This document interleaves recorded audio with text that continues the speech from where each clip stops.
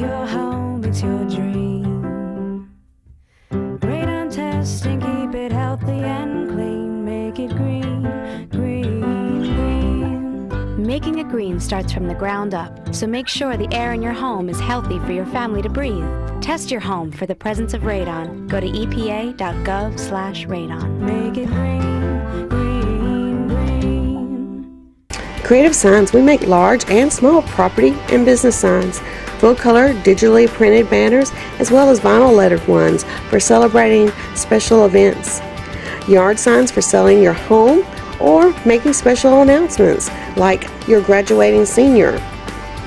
Turn your vehicle into a moving billboard with vehicle lettering or magnetics. Creative Signs, Monroe, 770-267-7368.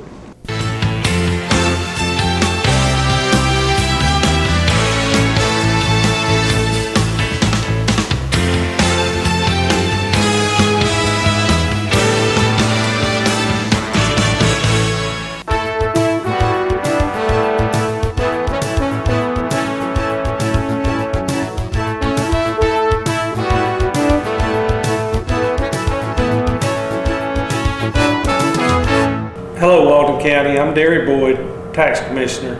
I know this spot is usually reserved for Kevin, but he's given me the opportunity today to come and share some information with you that's vital to the county and the new tag laws that are about to take place on March 1st. So we'll go ahead and get started. House Bill 386, tax reform legislation, is titled Ad Valorem Tax, passed by the Georgia General Assembly in 2012. Title Ad Valorem Tax is one part of a larger initiative to spur economic growth. What's not changing? Vehicles currently owned will remain subject to the birthday ad valorem tax. Non-titled vehicles will not be subject to title ad valorem tax. 85 and older vehicles that are not required to be titled, trailers, pull-behind campers, mobile homes. All annual registration requirements still apply. Titled vehicles which are self-propelled will be subject to a 6.5% title ad valorem tax. The title ad valorem tax will be due at the time of title and registration. All changes in ownership trigger payment of title ad valorem tax. The rates that will be applied for 2013 will be 6.5%. In 2014, that rate will increase to 6.75%.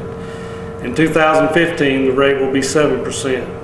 In the years 2015, 18, and 22, the State Revenue Commissioner will analyze revenue being generated by the tax. If necessary, then the rate can be adjusted to 9%. Dealer and business purchases on March 1st, 2013, new or used vehicles purchased from a dealership or business will no longer be subject to the 7% sales and use tax nor the birthday ad valorem tax.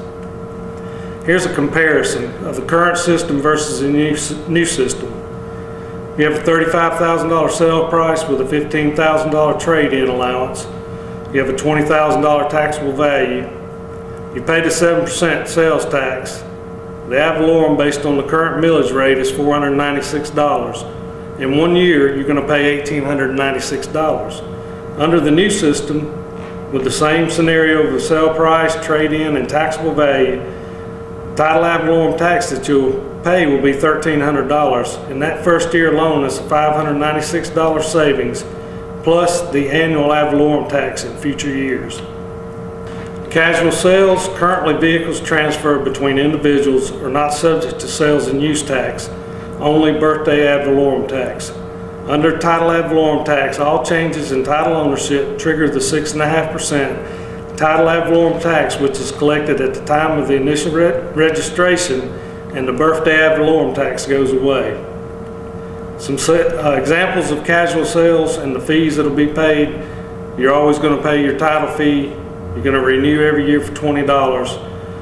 If you purchased a $2,500 vehicle, that title fee at 6.5% will be $182.50 that will be paid at the time of registration. You can see the $5,000, you're talking about $325. $7,000 is $455, and so on. Fair market value, how will it be determined? Fair market value of vehicles will generally be the same as the fair market value used in the current system. Average of current wholesale and retail values as designated by the Department of Revenue. Casual sales title ad valorem tax will be calculated based on fair market value or sale price, whichever is higher. Family transfers and inheritance. Immediate family or inheritance is defined as spouse, parent, child, sibling, grandparent, or grandchild. Vehicle can remain in the birthday ad valorem system, or you can elect to opt in at full title ad valorem tax. Vehicles already in the title ad valorem tax will have to pay a 0.5% title ad valorem tax rate. Both parties will be required to sign an affidavit to certify a family member. Opt-in provisions, how does this work? Vehicles purchased in Georgia between January 1 of 2012 and February 28th of 2013 may elect to opt in to TAVT prior to December 31st, 2013. There is a provision in House Bill 80 that would allow that opt-in period to be extended until February 24th, 2014. Credit will be given for any sales and use tax and birthday ad valorem tax paid on vehicle. How is the opt-in calculated? Purchase from dealer or business, 7% sales tax paid at time of purchase, then possibly a birthday ad valorem tax paid during the year. Vehicle can be opted in for no additional fee. Casual sale, no sales and use tax has been paid, possibly a birthday ad valorem tax paid during the year. Vehicle can be opted in for the 6.5% rate, less any birthday ad valorem paid during the year. You can go to eTax, www.etax.dor.ga.gov, and look at the state's online calculator. Fill in the information and it will tell you what you owe. Vehicles purchased from out-of-state dealer. Currently, Georgia has a reciprocal agreement with other states for states' sales tax paid in their state. Any sales tax paid will be credited to the amount of sales tax due in Georgia. Title ad valorem tax is not a sales tax, therefore if a vehicle is purchased from an out-of-state dealer, any sales tax paid will not be credited toward the 6.5% rate. New residents to Georgia at the time of titling and registering a vehicle are required to pay title ad valorem tax. 50% must be paid at the time of initial registration, and the remainder can be paid within a 12-month period. Welcome to Georgia. For example, a 2011 Ford Explorer valued at $26,875. You can expect to pay $18 in title, $20 registration, $1,746.88 in title ad valorem tax. A vehicle valued at $12,575, title ad valorem tax is going to be $817.38. 2004 Honda Accord valued at $7,850. You get $510.25. So these are some examples of what to expect for the people moving into Georgia. Lease vehicles. Leasing companies will pay, which I understand now has changed under House Bill 80, 4% title ad valorem tax. The entity or individual leasing the vehicle will pay sales tax monthly on the lease payments. Donated vehicles. Donated vehicles to 501c3 nonprofit organizations will pay a tax rate of 1% of the fair market value of the vehicle when titled in the name of the nonprofit.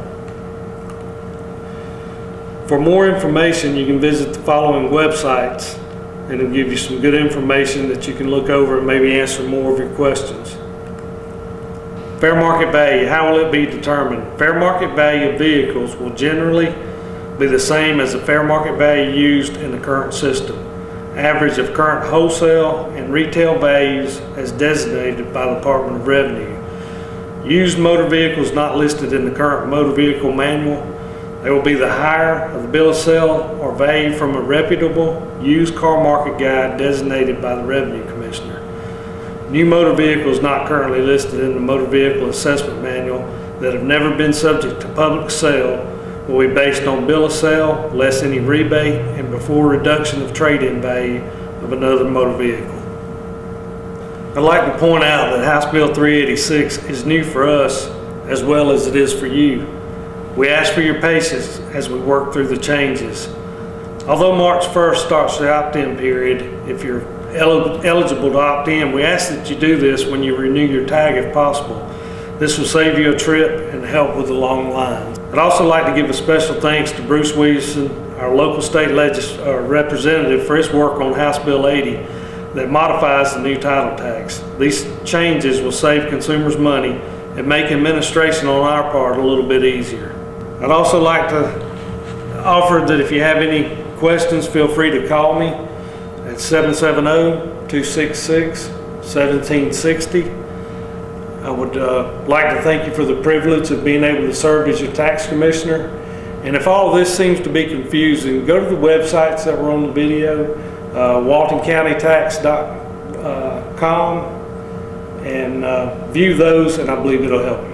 This is Paul Mullins with Walton Entertainment, and today I'm at Monroe Auto Brokers. And Pam Valentine, tell us a little bit about Monroe Auto Brokers. Well, we're a business that was started 32 years ago in August of 1981. Our business is based, first of all, we thank God for keeping our business up during the hard times, but we credit our staying up is because we only charge $50 a week in our payments. We charge no fees other than that's sales tax. unusual. Yes. No fees, no cleanup fees or that. No fees. No fees at all. When you come to buy from us, we charge sales tax because the state says we have to. However, no other additional fees like a lot of places charge you dock fees. They charge you $400, we call it extra dealer profit fees. We don't charge those. Here we believe it's affordable for people because your payments run around $200 a week. A month. $200 a month, $50 a week, however you get paid. We set it up the way you get paid. This is reasonable because these other places are charging you $75 to $100 a week. You can buy a new car for that. You sure can. You sure can. You know, they're down as low as about $149 a month. You can buy a new car. Yeah. Right. It's also 0% interest here, which 0%, which means you pay nothing more than what we charge you for the car. Oh, that's unheard of. Exactly. No interest. No interest at all. Well, I guess that's led to your success. If you buy a car for $5,000, sales tax is $350. That means if you put down $1,000 on that car, you pay back $4,350, no more. That is unreal. That is unreal. Now, can you tell me a little bit about how the new law is going to affect car dealerships? On March the 1st, the new law starts in that there'll be no more sales tax in the state of Georgia. You will have what's called a title tax now. The title tax means that the state will say how much your car is worth. So if you buy a car from us, we have to look up on the computer. The state tells us how much taxes to charge from then on. We don't know. We don't know what it will be until we do look it up on the state. Could end up being good for you though, because it could be less than what the 7% tax is. This time it's going to be 6.5% of whatever the state says. Okay. And one thing, like if you had a $10,000 car and you got a real good deal on it and you were to buy it for $6,000, when they go to pay tax, if the book says $10,000, that's what they're going to pay the tax. You're going to pay 6.5% of $10,000, not $6,000. Not $6,000. So that's where it could hurt you. That's where it could hurt you if you think you're really getting a good deal. Like if you're buying, even if you're buying from an individual now, this new law is going to have, you're going to have the taxes when you show up at the tax office. So it doesn't matter if you buy from a dealer, used car dealer, whoever, you're going to start paying taxes March the 1st. Correct. Correct. That is totally correct. And like I said, you won't know what it is until you get to the tag office. You cannot get a tag or title done until you pay that tax, no matter who you pay. The good thing about buying from a dealer, though, is majority of the time that tax is going to be added into your note. You won't have to come up with all that money. Oh, if you buy from an individual, you're going to have to go out and come up with that money before you can get your title or tag done. Okay, so dealership is something you can roll that tax into their payments. On the yes. Where like if you buy from an individual, then you'll pay the tax. You got to pay it all when you get your when you get your license. Yes, Okay. before you can even get your tag or title done. That is very interesting because I've been wondering how this thing worked, and that's okay. So for all of you out there that might be buying a car, remember after March the 1st, no matter what you buy it for, your taxes are going to be on the value that Georgia sets on that car. So again, if you really get a good deal, don't be surprised that you have to pay more tax than what you thought because of the good deal. All right, is there anything else about Monroe Auto Another Brokers? good thing about buying from us as a dealer, you also are guaranteed that you're going to get a title. Okay. You're not, like if you buy from an individual, I've had so many people come here crying the blues saying, hey, I bought a car and I've never got a title. You buy from me, I have to guarantee that Good title title. Okay. by state law. Okay. Now you all are the oldest. We are the oldest dealership in the Walton County. You are used. We've Oldest outlived dealership, new or used in Walton in County. Walton County. We've outlived all of them. That says a lot for your business. It does. That says a lot It for your does. business. And I think a lot of it is because we have a lot of repeat customers. We try to treat our people fairly. We try to treat people honestly. We're not just one of these honest used car dealers that you always see about. The bad reputation. The bad reputation. We have never had a complaint to the state of Georgia. That is excellent. And that says a lot because you can look up anytime you want to on your computer, and it will tell you the different people that's had complaints, and several dealerships in the area have had them. We've never had a complaint because we have always tried to be honest to start with people. We have always tried to be Christian-like, to make sure that our people, and you know, you always and we have to do what we have to do. You know, we always our motto is here: don't mistake kindness for weakness. But we do try to be kind to our people. We try to be honest with them, and that's helped us a lot over the years. And because of that, we do have a lot of repeat business. Well, good. Well, you know, that's what it's all about, repeat business, because that says that you're doing something right. That people continually come back and come back. So that speaks well of your business. And we've made a lot of friendships because of it too. Good. Well, Pam, thank you so much for telling us about Monroe Auto Brokers, and we hope people out there, you've got a good selection. A little bit low right now because you've been selling a lot of cars. Tax season is hard to keep cars. every week come in, you've probably got something new. We do try to go each week and bring in new cars. We go to different dealers. We buy cars in Tennessee. We buy in North Carolina. We buy in South Georgia. All the different dealers. We have different dealers that we go to each week. My job here is from 9 to 5:30 most days, and 9 to 2 on 2 of our days. But the rest of the time, I'm out looking for cars to sell. All righty. Well, thank you so much for talking with us and telling the people about Monroe. Well, thank you. Again, I'm Bob Grayboys. I do healthcare, and I'm going to be your Obamacare tour guide today. And I think of my job here as to give you a smooth and pleasurable ride on the road to perdition. So we're going to have a good long conversation. Build up all the questions you want, because I'm going to try very hard not to fill the time. I'd like to make it more of a conversation. So a couple things. First of all, the law, and by the way, I'm just getting used to calling it Obamacare. I was insistent for a long time calling it the Patient Protection and Affordable Care Act, or PPACA, whatever. No one's calling it that anymore, and I'm just sort of getting used to it's Obamacare. It's the only thing anyone calls it, and that's fine. So it's fewer syllables. That's one advantage. It's here. It's not going away anywhere. It's here to stay. NFIB tried. There it is. There we go. NFIB tried very hard to send it on its way. Got within one vote on the Supreme Court, but unfortunately it kind of tilted this way, and it's here, and now we've got to deal with it. So I'm here to talk to you a little bit about a little prognostication of what's likely to be happening to you, but also a little therapeutics to help you get through it a little bit more smoothly. First of all, there's 7 months till the day the exchanges, health insurance exchanges are supposed to open up in every state. At the moment, to my knowledge, there are exactly 2 states ready to go. Massachusetts, which has had an exchange since Mitt Romney started it when he was governor, and the state of Utah, which has had one for a couple of years as well. Now that leaves 48 states in the District of Columbia, which still have to set them up.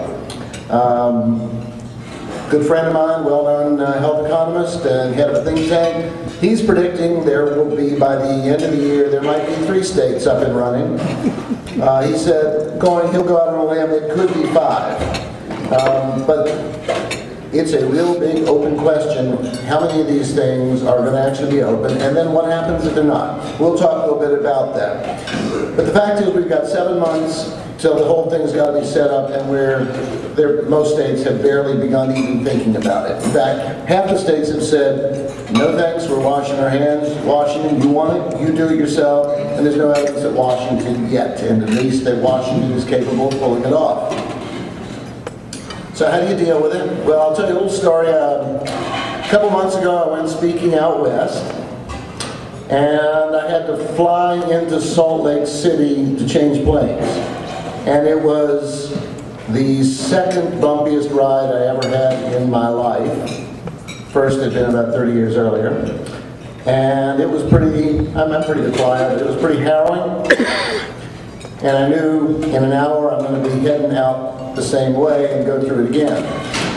So we got airborne, and the plane started doing this really badly, to the point that finally a flight attendant got on the horn and said, folks, Captain says to me, we've got about 3 more minutes of this, and then it'll smooth out. So if you can just hang on till then.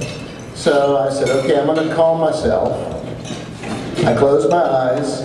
I started doing slow breathing, and in my mind I counted slowly to 180. 1 Mississippi, 2 Mississippi, 3 Mississippi, whatever. And sure enough, at right about 180, it smoothed off just as she promised, and it was just terrific. So, you all are worrying what's going to happen to you between now and January 1st, 2014, when you're supposed to be up and running on all this new healthcare system. Just close your eyes. 1 Mississippi. Breathe slowly. And count to 27,734,000, and you'll be right there by January 1st. Now, before we get started actually down this road, I'm going to have to tell you, NFIB doesn't give you business advice. I'm telling you sort of the diagnosis as we see it, the way we see things fit. You're going to have to talk to professionals. People ask me, what's the most important thing I can do in preparing for this? I tell them, add 3 bedrooms onto your house. 1 for your accountant, 1 for your attorney, 1 for your broker, because you're going to be spending a lot of quality time with all 3 of them. And I am serious about that. You're going to have to ask and ask and ask, because we don't know what the legalities are going to roll out looking like. You're going to have to stay abreast of it. Your business this year is the health insurance business. I don't care what industry you're in, you're now in the health insurance industry. That's the key spin on this. And there are lots and lots of questions out there that you're going to have to be asking all year, and for which there are no answers right now. What will an insurance policy cost come a year from now? You'll see all sorts of forecasts. But quite frankly, this thing is so different, so far out, so distant from anything in our experience, that there really is no way to tell exactly what it's going to cost. One thing you can be assured of, it's going to cost a lot. The price is going to, the Affordable Care Act is going to make it unaffordable for a lot of people. And by the way, some people who were strong supporters of the law are beginning to realize that and write about it, about the train that's coming on it. You're going to have to ask, what's the impact on your state and federal budget going to be? Because we don't know. You can get an estimate. Congressional Budget Office, bless their heart, they do a good job. They try very hard, but they're under very tight restrictions of how they can do their forecast. They don't know what's going to come down. If you want to look, you can see some of their recent forecasts. The federal authorities from all sorts of agencies had said, well, there are going to be about 4 million businesses eligible for the small business health insurance tax credit. Last count looked like about 170,000 of them actually took the thing up, getting an average of about $2,000 per business. And this was supposed to be something that was going to induce employers to say, by God, I'm going to go and offer insurance and hire some new people because of this generous tax credit that they keep talking about. $2,000 a business for 170,000 businesses across America. You're going to have to, your first big question is going to have to be, are you big or are you small? In Alice in Wonderland, she asked that question too, and the answer got confusing. It's going to be confusing for you too. It's going to depend on how many full-time workers you have. A full-time worker, in this instance, being defined as 130 hours or more a month, although it's defined differently in other parts of the law. Plus, you're going to have to take all your part-time hours and add them up and divide by 120. And each unit there will be an extra full-time equivalent. And by the way, you're going to have to say, if you own 2 or 3 companies, they're probably going to add them together and say, you're the owner, so we're going to count them all as one. So if you've got, yeah, I think I heard some groans. If you think you're going to get out from under this by subdividing your company into some pieces, it's not likely that you will succeed. And in fact, there are provisions within the law that say specifically, if you change the structure of your business to get around this mandate, they're just going to say, nope, doesn't count, but you're still going to stick and consider it that way. So you're going to have, but again, this will depend on what some guy in a cubicle in Washington says. Yeah, I think this guy has 3 businesses. No, I think he's 1 business. It's a complex law. You're going to have confusion about those of you who hire seasonal workers. And actually, I'll add that there's a new roll of regulations that just came out. And now, for the first time, there is a distinction made between seasonal employees and seasonal workers. And they both count very differently in this law. And they kind of define what one of them is. And the other one, they kind of said, we'll get back to you later in the year and tell you what that other one is. So I don't know what it is, neither do they. But you're going to have to count them, and you will owe, either you're going to have to buy them insurance or you're going to have to pay penalties for not doing so for if you happen to be 50 or above. The Secretary of State said earlier that 95% of those registering as corporations in the state are under 50. It may be 100% of them by the time this thing gets through rolling through the corporate landscape. Will the exchanges open? Again, we don't know. Will Medicaid expand? That's going to have a big impact in different states. Are they going to grow up? What are the impacts if you do? What are the impacts if you don't? I just got an email from a friend who used to run the policy arm of Medicaid and Medicare. He asked me, how's this going to work? And I said, I don't think it's the way you're thinking. And the two of us went back and forth and said, let's just talk later in the week because neither of us knows what the impacts are going to be and we need to figure it out. One of the biggest things you're going to have to deal with is the question, will the doctor see you now? This is a little thought about thing in this law. A friend of mine called an economist who's just been shifted over into healthcare. He said, I'm now doing some work in healthcare and running the numbers. He said, are you aware, and I'll use economist speak first and then I'll translate it for you. He said, are you aware that all the government forecasts assume perfect elasticity of supply of inputs to healthcare? I said, yep. Now what that means is it assumes, all forecasts that are out there assume that if suddenly we want you and I and all of the rest of them who fill that stadium want 25% more health care this year, that somehow there are going to be some brand new doctors and hospitals and nurses that will just pop up magically out of the ground and fill that. Now, okay, we'll do an occasional pop quiz here. What happens in your business, whatever industry you're in, when demand goes up and supply stays the same? Prices go up. You are now exempt from the exam. Perfect. A Berkeley professor who's a famous blogger and sort of famously on the left and a big supporter of this law just posted a comment on his blog a couple weeks ago. He said, quote, and he's asking his readers, what is your guess as to what will happen if Obamacare works for access, works for quality, works for coverage, but the extra healthcare workforce needed isn't there and the lines start to get longer? And honestly, it was a serious question. I mean, I gather it's the first time it ever occurred to him that that's a problem.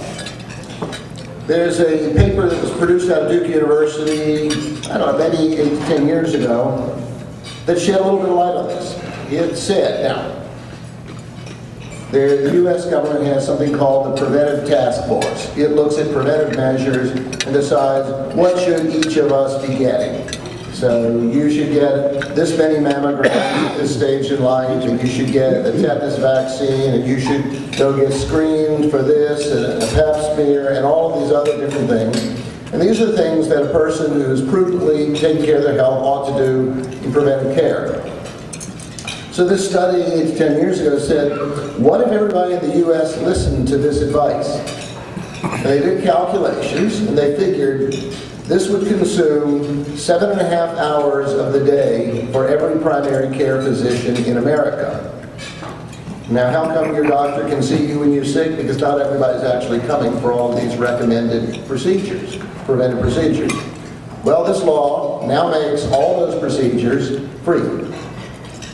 And anybody who had second thoughts about, no, I don't feel like spending the money to go down and get the doctor to do this, it's now free. So how many people are actually going to come out? How many hours of the doctor's day are now going to be taken up by this free stuff? Nobody knows. We'll see.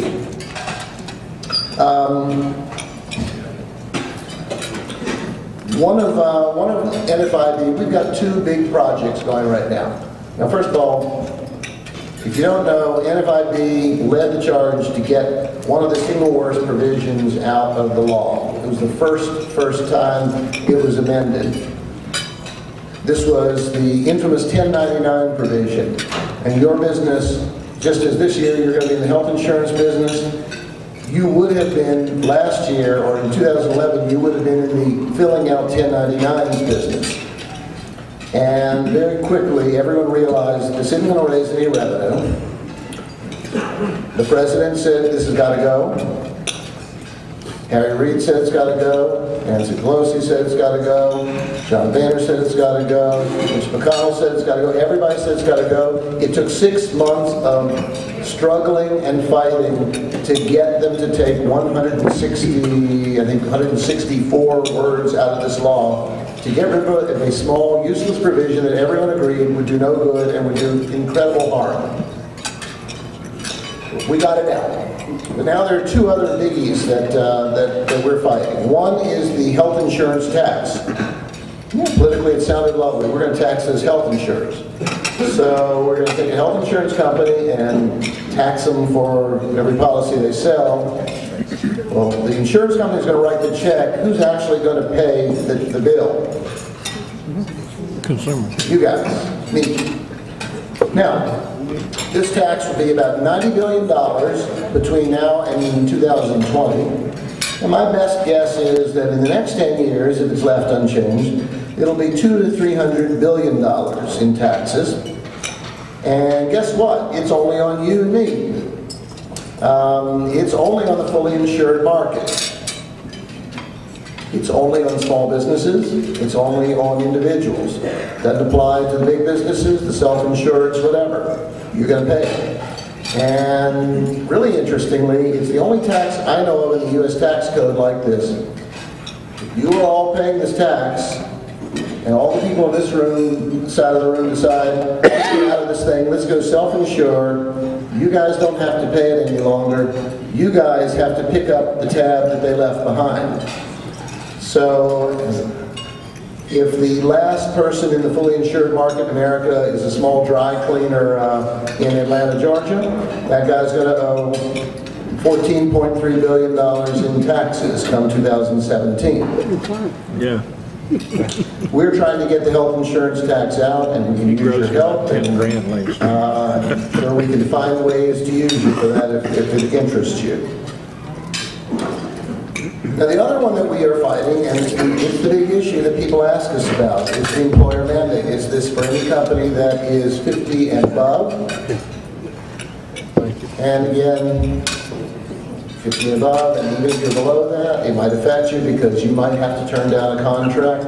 You might have said, you know, my ship's about to come in. I've got a big contract, but you know what? I don't really want to get into this business of this 50 and above thing. Now, we've got a quarter here, for the first time in a while, of negative growth. The U.S. economy shrank last quarter. If it does that one more time, we're back in a recession. Officially, big scarlet R written all over Washington's clothing. And I would say that if that happens, this employer mandate could very well be what tips the balance to go over in that direction. Because this is going to be huge cost. This is the lowest cost there. A company with 50 employees, you end up paying $40,000 in penalties for not providing insurance. We have a member down in Texas who testified before Congress. He's got 450 employees. They tend to be relatively low-wage employees. He's offered insurance. They have refused it over the years. So he buys it for his managers, not for the line guys, because they decline it. Well, come January, he will owe close to $1 million in penalties per year if they don't have any insurance. And as he told Congress, I don't make $1 million. So you're going to send 450 people out of work, or I'm going to have to sell this off and break it up into pieces to other people. So now we're beginning to see all sorts of strategies coming out about how do you stay under the radar, under the 50 radar. So first of all, a couple of restaurant chains made big news by saying we're thinking of just cutting our employees back to below 30 hours a week, which would keep them below that level. And they caught all sorts of grief. All sorts of people came out saying these greedy businesses, blah, blah, blah, blah, going up to their not treatment. So all you got to do is sit back and wait a little while. And then a big bombshell fell out of Pennsylvania about 2-3 months ago. Community College of Allegheny County, Pennsylvania announced, we're ordering all of our adjunct professors, many or most of whom I suspect supported this law, we're cutting them back to 29 hours a week. For some of them, that's a 1/3 pay cut. And the college said we can't afford to buy them insurance or to pay this penalty, so we're just cutting back. And so one of the professors was plaintively quoted in the press saying, I've kind of got a double whammy. All of a sudden, I'm being ordered to buy health insurance, which I haven't had before. And secondly, they're cutting my paycheck by 1/3. And I wrote a little piece saying, actually, it's a triple whammy, because that insurance is going to go through the roof as soon as this happens. So they're cutting hours. Now, this month, there's a whole bunch more, another flurry of these. So they're cutting, others are. There was Stark State College in Ohio sent a letter to its adjuncts. In order to avoid penalties under the Affordable Care Act, employees with part-time or adjunct status will not be assigned more than an average of 29 hours per week. So they're committing it to paper. Because of this health care law, you lose part of your paycheck. Now, one professor there got quoted. Now, I feel bad about this because I read about him. He seemed like a decent enough fellow, but he was deeply upset. It was quoted in the paper. Saying, in education, we're working for the public good. We are public employees at a public institution. We should be the first ones to uphold the law, to set the example. And I got bad news for that. First of all, I got wrong to pick. Yeah, I'm also an adjunct professor at public institutions. And I like what I do. I'm very proud of what I do. But I'm no more special than that than any of you. He's doing public good, but so is the plumber, so is the software programmer, so is everyone around here. We're all in this together. So, thank you. So I can't go with him on that. But anyway, he feels good about what he does in life. The thing is, his employer is upholding the law. It's upholding the parts of the law he doesn't like. It's upholding the part that says, I can cut your paycheck by a third and send you off and not buy this stuff because that's the way they wrote it in Washington. So he says they should set an example. Oh, are they setting an example? And it's an example that is going to be replicated across the country. The Commonwealth of Virginia, where I'm from, just announced 37,000 state employees who are working on an hourly basis are hereby restricted to 29 hours a week, and that includes all the adjunct professors at all the colleges in Virginia.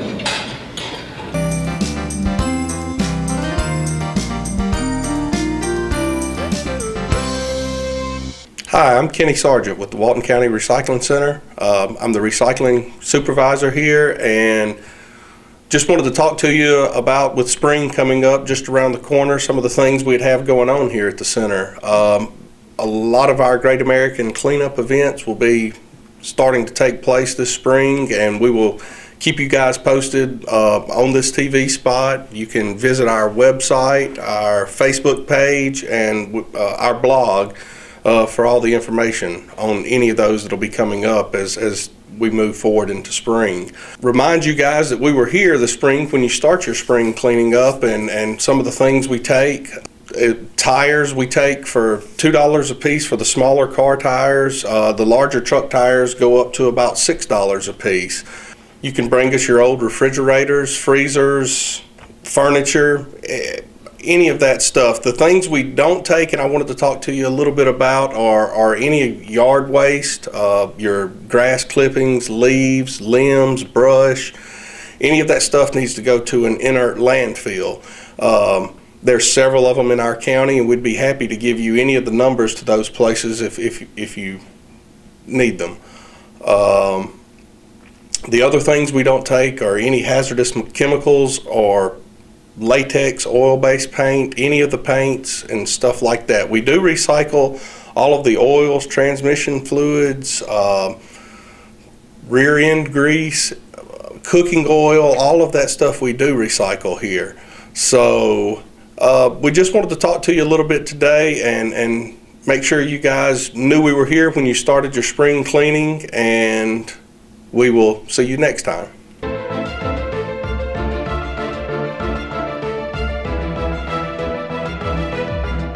Hey, I'm Isaac with Reboot Computer Company, and I'm going to do the Reboot Tech Tip today. We just want to talk a little bit about these programs, and I don't know if you've seen them or not. Sometimes you see them on TV, sometimes you see them in newspapers, but basically they're designed to help with the maintenance of your computer and make them faster. One of the things that we've been seeing is what these programs do is they actually go into the registry of the computer. And the registry is basically the programming. It's what makes the computer work correctly, you know, stuff like that.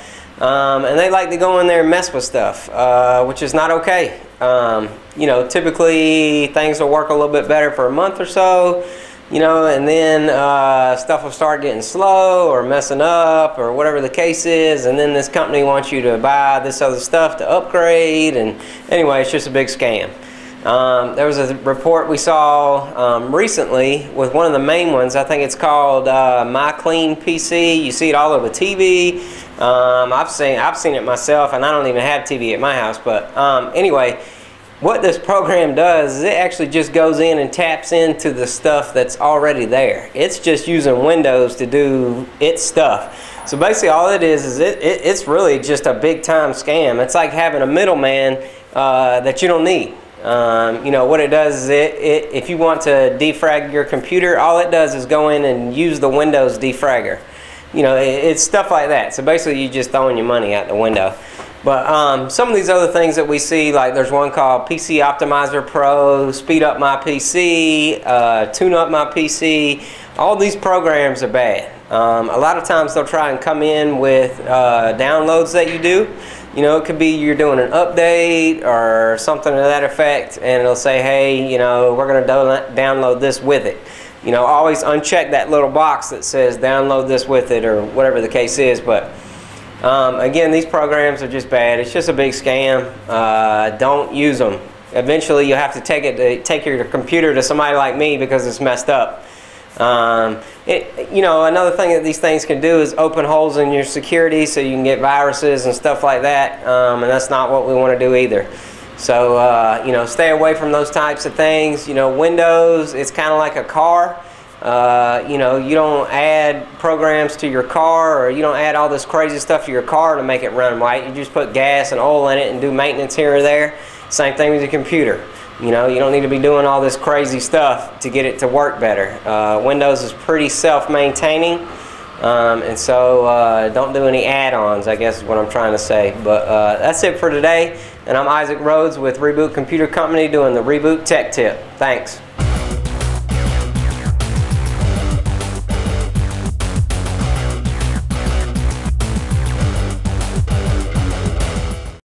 Hello, this is Jody Johnson. I'm here with the Recreation Report. This week I've got a guest, Mr. Jay Pierce, who is a longtime native of Monroe and Walton County, and he's a new employee here at the Recreation Department. So good to have you on board, Jay. Good to be here. Good to have you on the show, and I'm going to let you, I know a lot of people may know you, introduce yourself and say what you've been doing in the past, and we'll move on from there. All right. Well, for the past 8 years, I've been employed with Major League Baseball as an umpire and also an instructor at the Winterstead Umpiring School. And now I've came on board with the Parks and Rec Department, and I'm going to be in West Walton in Loganville office and coordinating the various athletic events there, and also coordinating closely with the officials in all sports that the Recreation Department offers. So I'll be doing that and getting the referees and the umpires moving in the right direction along with our athletic programs. And that's a great thing to have. He has a lot of experience dealing with the officials, and it doesn't really matter which sport it is. It's all about knowing the rules of the game and having people that are very passionate about what they want to do in those games. So, Jay, we're glad to have you on board, and we hope that we will see we think we have some pretty good officials now. We have good people, but there's always room for improvement in whatever we do. So we think Jay's going to be able to bring that improvement to the Recreation Department and also help us with some of our other programs as well. He'll be coordinating. West Walton is our largest area. About half the kids that do participate in our Walton County Parks and Recreation program, which we have about 7,000 kids that participate in our athletic programs alone. About half of those register out of the West Walton Park area. So Jay, along with the 2 or 3 other staff members there that we already have in place, will be coordinating all the baseball, softball, football, cheerleading, and some of the track that comes down through here. So they'll be coordinating all of that. So he has a big job ahead of him, and a lot of nights, and a lot of supervising of the activities. With that being said, we do have our baseball and softball program that has started. We started practicing this past Monday. On the 18th of February. So I know the weather hasn't been the greatest like it is in February every year. You just can't tell whether you're going to have a 60-degree day or a snow day. You just don't know. We will start our games about the middle of March. Our basketball all-star teams are competing this weekend on the 23rd and 24th, the 22nd and 23rd of February. This year we're playing Class A through Georgia Recreation and Parks Association, which means we're playing the teams, the counties with 15,000 youth population and above. In our district, that means we're playing teams like DeKalb County, City of Doraville, Henry County, City of Macon, Bibb County, those type of agencies. So it's a big step up for our teams, but I think they're up to the task. In the past, we've played teams like Milledgeville and Jones County and counties like that. We've done quite well. Past year, I don't think our all-star teams have lost in the past 2 years in our basketball events. So big task ahead, but I think, again, I think our teams are up to it, and good luck to our recreation basketball teams. We'll be hosting part of that, the 11 and 12 boys and girls at our West Walton Park. We're also hosting part of the Georgia Youth Soccer Association, or the RYBA, the Rockdale Youth Soccer Association, is participating in a soccer tournament on the 23rd and 24th out at Felker Park. So you might have seen by the time this aired a lot of kids run around with their soccer uniforms at the local restaurants. So we're real proud of bringing all these outside agencies into the facilities here in Walton County, and what I believe to be the finest in the state. Teams that come from all over the state do love to come here and play in our parks in Walton County. Again, I do always invite you to come out to our community centers. We have lots of activities going on. We have our senior aerobics program that's now grown to over 100 to 110 participants 4 days a week, Monday, Tuesdays, Thursdays, and Fridays at our Felker Park and Meridian Park. During the day, I think it starts around 10 o'clock in the morning and 10 to 11. We have a lot of other classes that are going on at the community centers at night. You can go onto our website at waltoncountyga.gov to see that. Remember, we have memberships available to you to work out with all the novice equipment that we have upstairs. The 1/16th mile walking track. It's a great time to get in shape. It's getting close to the spring and summer season. So again, we invite you to come out and enjoy all that Walton County has to offer. Again, thanks a lot, Jay, for being on the show. Anytime. And, glad to be here. We will see you soon. Thanks a lot.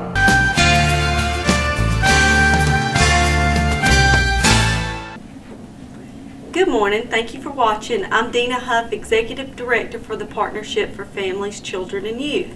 And as I told you last time, as I started talking about the parent survey from Walton County Board of Ed, I told you we would have a follow-up conversation. So today I have Miss Teresa Thompson and Miss Donna Hawk here with me to give you a lot of information today about the survey, and they can actually talk in detail about the survey. So Teresa, I'll let you get started. Okay, thank you. And I just want to say hello to everyone, and just to say that Mrs. Hawk and I are the Title I Parent Involvement Coordinators for the Walton County School District, and we are the parent liaisons that work in the schools and try to engage our parents in the resources and opportunities that are available to help them be teachers to their children as well. But this needs assessment survey is on our Board of Education website. We're asking Walton County school parents to visit our homepage and to take the survey. It takes maybe about 6 to 8 minutes to complete it. If they could complete the survey for every child they have enrolled in a Walton County school, so if you've got 3 children, it'd be great if you take it 3 times. But each year the Title I and the Title II federal programs require that school districts conduct this survey. And the results from the surveys are used to help the district write the improvement plans, which define how our federal dollars are spent for the upcoming school year, the 13-14 school year. Okay, is there anything you'd like to add, Dawn? We also have hard copies of this survey that we will be distributing to all of our schools. We just appreciate everyone helping us in this effort. The survey is online, like I said, but like Ms. Hawk said too, for parents that don't have access to the internet, hard copies are in the front office, and just complete it, turn it into the office staff, and we'll take it from there. Parent satisfaction is a priority in with the federally funded programs in Walton County, and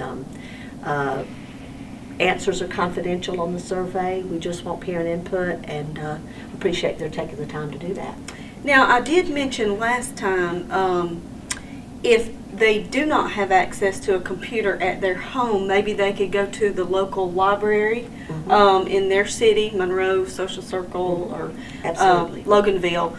But now, is this available where they could come to their child's school and maybe a learning center somewhere? Is that an option? Or? Certainly. Yes, as a matter of fact, we've set up banks of computers. I have done this personally at Carver and also at the high school during basketball games. So we try to make it accessible to all parents, and yes, they are more than welcome to come and use our computers there at the school. Okay. And our parent resource centers that are located in all the Title I schools, there are computers there for parents too. But every school in Walton County has these surveys for parents. Whether or not they're a Title I school, we want input from every parent, even in the non-Title I schools. Okay, and like I said before earlier, it's important so these ladies know what what these kids need, and without the input from the parents, it's hard to know what we need to provide for the kids in Walton County. So, and the direction our district takes for next year when Right, it comes right. to, you know, the survey covers topics like after-school tutorial programs, parent satisfaction with the content of the curriculum that's taking place in the classrooms, parent volunteer opportunities in the schools. It just a wide range of questions, and we can only improve by just getting feedback from parents. Right, right. I think this is wonderful. So I do encourage you all to find a computer and fill out this survey, or get a hard copy from your school or the Board of Education. And if you have any questions, Teresa, can they contact you? Well, they can call the Board of Education, Okay. and they can direct the calls to Ms. Hawk and I. Yes. Okay, great, great. Well, thank you both for being here Thank today. you. And We appreciate it. And just find a computer and complete this survey. And if you have any questions for the partnership, you can always call us here at 770-207-6060. And as always, thank you for watching.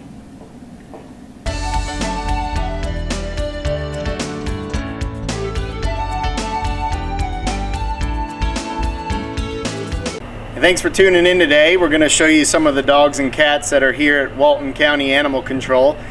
Before we do, this is Eddie. The great thing for Eddie is today he's getting picked up by a local rescue group, Pound Puppies and Kittens. You know, 2012 we did our numbers and we had a really great year for dog adoptions and rescues. Our euthanasia rate for dogs went to 43%. Which is the lowest that we've ever had in recorded history here at the shelter. And so that's a good number, 43%, but that means there's still animals that are being euthanized, and we still need to get more homes for more of them. And so that's why we come on here all the time to show you the dogs and cats that are available. As usual, we do heartworm testing, we do vaccinating, we do deworming, we have discounted spays and neuters available, and all this is still just for the $40 adoption fee. We haven't gone up on any of those prices, but we've added all these services to try to get some of these animals into more and more homes. And the other thing belongs to you, if you have a pet, to have it spayed or neutered so that we don't get unnecessary litters of puppies and kittens in here in the summertime. And so you can always look at our website, waltonpets.net, for some of the animals that are available, or come by the shelter on the afternoons between 2 and 5 during the week to see what we have here and bring a new pet into your home in 2013. And now we'll show you some of the animals that are currently here. Hey, this is Abby. She's a super happy little girl. She's about 8 to 10 months old, and she only weighs 20 pounds, so she won't be a big dog. She had a little bit too much coffee this morning, but otherwise she's a great little dog. She's real friendly with other dogs and just loves to play. Today we got a male, not neutered, Boston Terrier. He looks like he's got a cataract in one of his eyes. He's probably about 6 or 7. He's very sweet, and he seems to get along with other dogs. Needs a home, but he's not neutered, but he's very sweet. All right, we got a Shih Tzu female. She is about 2 years old. Her name is Missy. She is microchipped, but it's not registered. She's very sweet, and she just needs a good home. She was surrendered by her owner last week, so she's looking for a new home. She's a pit bull mix, but she's really good with other dogs. We had her out, and she loves to play with other animals, and so she'd make a great addition to your home. Right, this is Sheila. She's about a 10-month-old boxer mix and lab. Real sweet girl. She just loves to lay at your feet and get some petting. She needs a little bit of training, but you know what? She'll make a really great pet for anyone's home. Green, green, green. It's your home, it's your dream. Radon testing, keep it healthy and clean. Make it green, green, green. Making it green starts from the ground up, so make sure the air in your home is healthy for your family to breathe. Test your home for the presence of radon. Go to epa.gov/radon. Make it green, green.